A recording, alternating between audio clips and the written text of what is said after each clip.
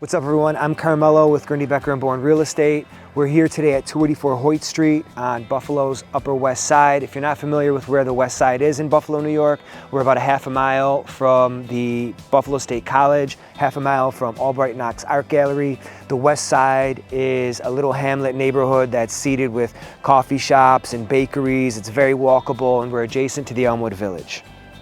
What we're doing here today is 284 Hoyt Street's being remodeled, and it's a full gut. So I wanted to take you through during the beginning of the construction process and show you how we achieved the final product. So let's go inside and meet the architect.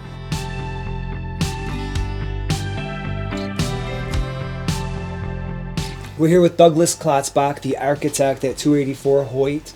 Douglas, tell us a little bit about what you're doing here, and I'm sure there was some hard choices to make about what history you could preserve here and what to modernize. Yeah, so basically what we did, when we got to the house, we looked at what's of value. And obviously the most important things of value were the woodwork and the flooring. And there's some beautiful inlay throughout the building, throughout the house, of oak and walnut inlaid floors, as well as beautiful woodwork that exists throughout the whole house. So what we just did is basically we maintained that woodwork, the woodwork around the windows, the woodwork around the doors, and then developed that around just a theme of the period architecture from the early 1900s. So we took that and went with it, and then we utilized some of the modern ideas of putting in basically bathrooms that were, say, an ensuite bathroom. So we added one full bathroom upstairs, making it 2 bathrooms in total, and then we have a half bathroom on the first floor off the kitchen. The kitchen is pretty interesting. We completely gutted it and brought it to a modern state. That's one thing you can do in some of these older houses, because they've been so tormented over the years that they actually, there's nothing left. And in this house, it certainly was the case. So what we did was we completely ripped it out and brought it into a modern kitchen with all the good features, and looking at a center island, which makes it completely into a really nice, almost like galley kitchen, but 2-sided galley kitchen, which actually makes it more usable. Having one side hot area and the other side prep area or cleaning area. So it's a really nice balance that you can really do in a kitchen. And in that kitchen, we actually put a double set of doors that opened up into a brand new patio out the back. So we had some really nice ideas to create things. Basically, we maintained the integrity of the house, being a 3-bedroom house upstairs. We have a beautiful living area and what's called a parlor area, where you can separate the living space of, say, a wonderful TV area, as well as a sitting area, and a full-size dining room that's appropriate for this era of house. And what's wonderful about this house is it's pretty unique. It's pretty much an open plan, where they have these big archways between the 3 major rooms. And the only thing we couldn't get without taking out a fireplace was to get the opening into the kitchen, which is really an open concept plan, but it still gives you that nice feeling, especially with those open doors in the back, huge French doors, brings the natural light in and really gets it to a level that people are looking for today. So as I enter just from the dining room, you can see that the kitchen area is completely gutted.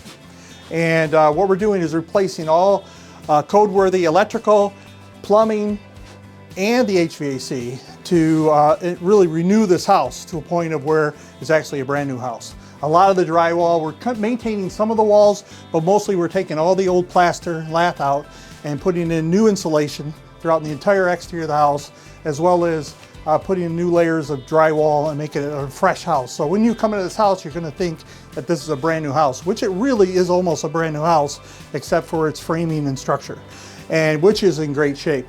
Some of the things we're also doing is putting in smoke detection alarm systems. Things like that are for our modern needs. And we're also, of course, replacing windows with quality windows, as well as some of the other things, new roof, stuff like that on the exterior. So hopefully we'll be able to show that in the future as we start utilizing and doing those parts of the project.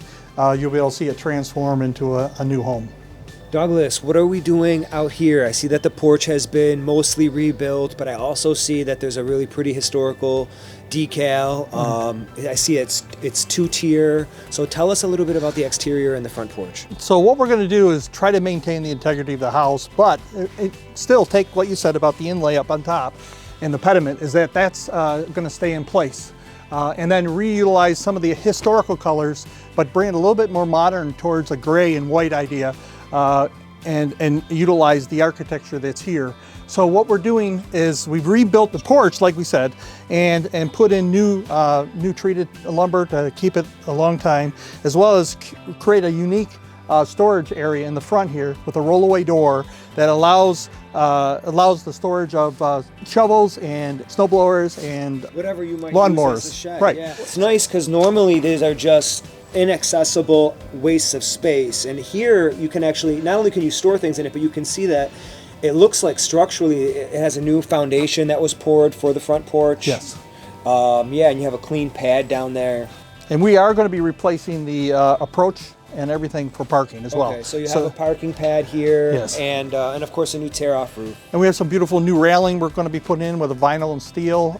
It's really going to make a really nice accent here. We have brand new column wraps that are going on columns as well. So it's going to have a really nice architectural feel that it was sort of missing it when it was first originally changed back in the 40s or 50s. And we're bringing it up to actually trying to recreate something that goes back more to when it was built in the turn of the century. We're going to be putting on a whole entire tear-off roof on here, as well as doing some other things that are going to keep the maintainability of the architecture that's here. So that's where we're at. Looking forward to seeing the transformation of here in the back and also within. It's kind of exciting. Okay, so that is just a quick run through of 284 Hoyt. I wanted to take you through and show you the beginning steps of the process. So many times you walk through a remodeled house and you wonder, how did it get to this point? And then you start to see little things that are done incorrectly and you wonder, how deeply does this run? So it's nice to be able to see the house when it's in this condition, meet the architect, and see how we came up with ideas and how we take it to the finish line. So stay tuned for more. Once we're a little further along into the completion, we'll come back for a second, and then of course a third final walkthrough of the finished product. Thanks.